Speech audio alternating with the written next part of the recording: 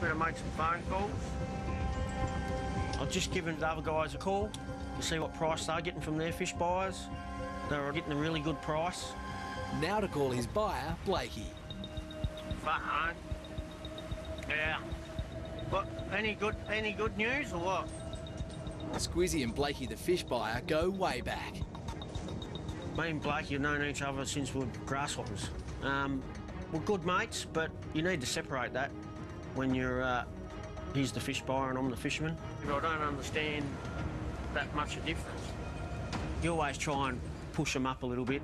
Let Blakey know what other buyers are paying. That's all part of the game. Rob Joyner's getting 85 for anything brindle under a kilo. You're going to fight for every dollar you can get.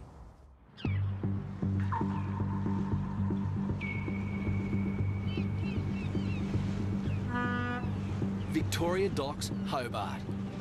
And a new lobster boat is heading out. Pete McKenzie is the skipper of the Triton. He's already caught over 1.5 tonnes of lobster this winter. The Triton is going to fish hard till the end of the season. Money talks, and the per kilo lobster price has spiked. The price of the lobsters jumped up dramatically last week, so we can make good money out of this trip. The end dollar, it's not how many you catch, it's what you make out of it. Pete's owned the Triton for 12 years. It's his pride and joy. Steel boat, 15 metres long. Triton was actually designed for crayfishing, where a lot of boats not designed for crayfishing. Stabilisers on it, wings, very stable. Got a roof extends 3/4 of the way back. When it rains, just keep dry and keeps the sun off you.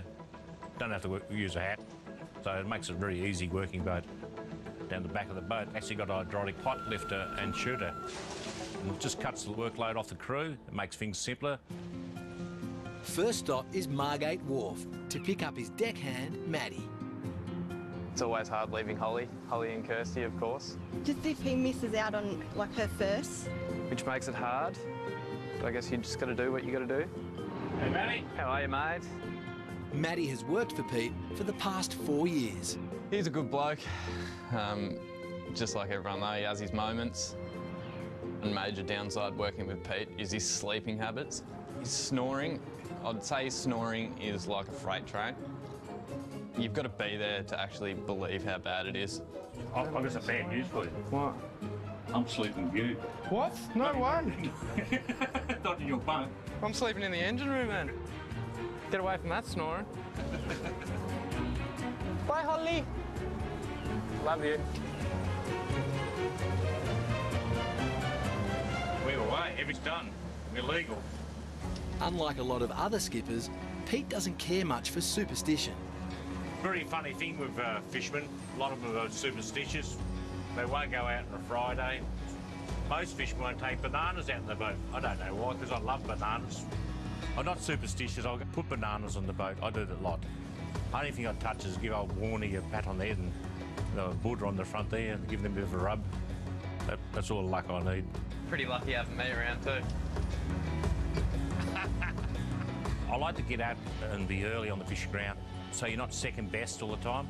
It's a bit of a competition for me. I like to get pole fishing, trying to catch the better catch rates other people. Not saying I always do, but I like to be up near the top. The Bass Strait. And skipper Danny's goal for this trip was to catch 600 big red lobsters.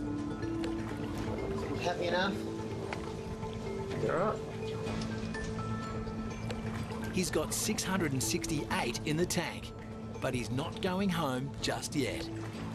Well, you get your number, but you still got to get the weight. Like, you get paid, you know, if it weighs, it pays. So you've got to get the weight. Sometimes you can get to the wharf and you'll have disappointing weights and you haven't got the kilos that you thought you were going to have. Danny's target is a ton of lobsters. That should give him $100,000 in the bank. Someone I grabbed the other day. We're hoping it's going to be a ton. We don't know that yet. So if we get a few more to make sure we're going to make budget, yep, no, that's where we want to be. So just spread them out a little bit.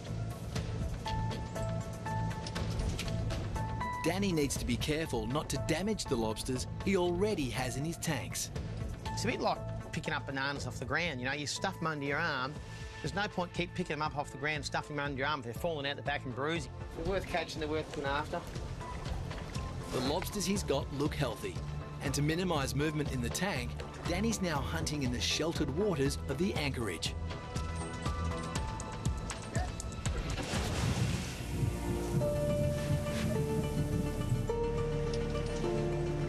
We're in the anchorage.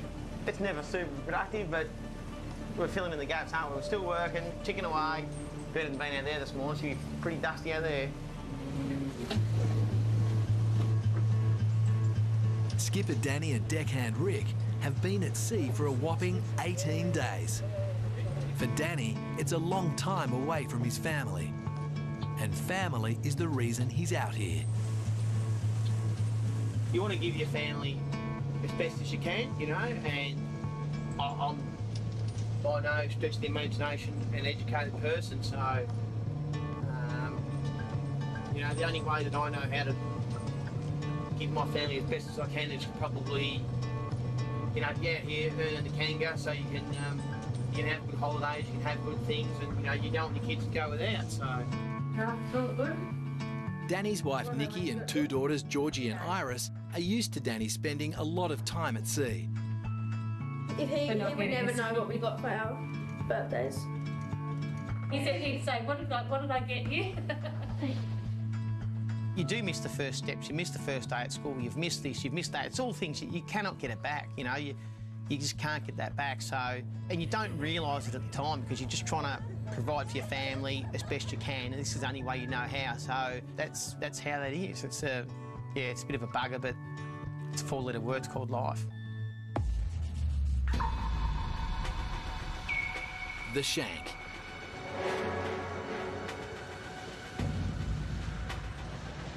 The remote southwest of Tasmania. And deckhand Maddie is preparing the pots for the Triton's first shot. And skipper Pete is deciding on the right spot for the drop. Unlike most skippers, Pete doesn't rely on sonar technology. I've got a mapping system in my brain. I know actually understand the shape of the bottom and where the good bits are and the bad bits are. He knows every spot, where they run at certain times of the year. He's just got all that worked out, and somehow he remembers every little bit of it. A rock, a ledge, a depth line, the time frame, what time of the year. Just gain knowledge over years and years. A very important part of being a good fisherman is a good memory and learning from your mistakes. Time to set the rest of the pots.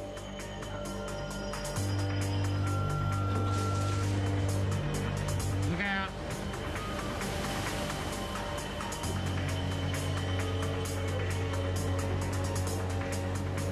In conditions like this, the Triton's hydraulic pot shooter comes into its own.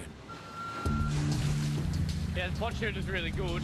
You can get your pot set up and then you just lift it up and then you can go tie your buoys on and do other things while you're waiting for the pot to go. Whereas usually you'd have to get everything ready and then stand there with the pot. How did it go, Matty? Lucky last. Lucky last? Yo. With all the pots set, it's time to anchor up on the other side of those rocks where the sea is calmer. We're going to lay in there. Right in there. The Shank is notorious for grounding fishing boats. Looks interesting, but we'll get in there. It's a dangerous passage ahead. You're coming into the gap into where you lay at the Shank. It's only about 8 metres or 4 fathom deep. And it's fairly narrow. It's just a maze of rocks. There's rocks everywhere there. Through knowledge, I'll get in there because it's a bit of a deeper channel. You know where to go. If you go the wrong way, you can get in trouble. It's something he's done hundreds of times, but usually in calmer waters. About the last 50 metres going into it, that's where you've got to be careful. I have to time it. I will just sit there for a little while and wait to get to the right wave pattern, then I'll go in. Everything I do is a calculated risk. You look at the roll conditions, wind and all the rest of it. If you don't calculate the risk, you can actually lose your life or lose your boat. No joke, you can die.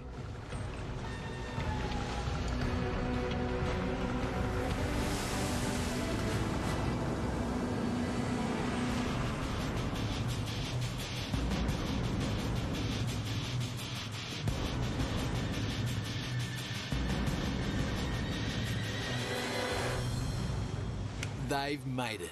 Time to drop anchor and down tools. It off, Benny? Yeah? Yeah, I do. Time for a beer, I reckon.